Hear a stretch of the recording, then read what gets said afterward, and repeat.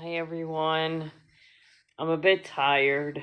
Um, I drove to yoga, but when I got there and I waited for a little while, I found out the class was canceled. So that was very unfortunate. Um, it was like a wasted trip.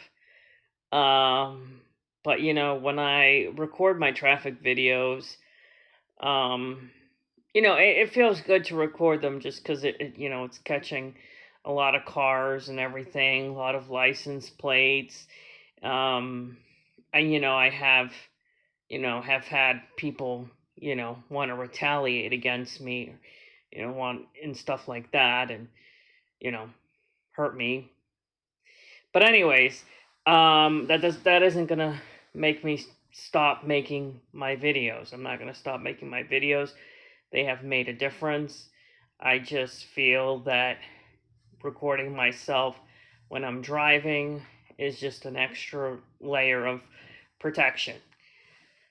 Um, I did end up getting my medication earlier today. When I first went to the pharmacy, um, the person at the front, it was a drive through, the person at the front was saying that they couldn't process you know, my health insurance. And, you know, I gave them some information about myself. And, finally they were like, okay, we can process the insurance.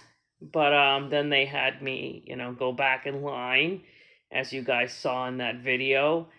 Um, but I didn't end up getting my medication, and my health insurance did cover it. Um, And that's good because several times recently, when I have gone to the pharmacy, they'll say, oh, I can't process your health insurance. You're going to have to pay out of pocket. And that happened to me several times. And that that's really unfortunate. You know what I mean? That is really um and stuff like that does add up, and it is a necessity obviously. And stuff like that happens to me all the time.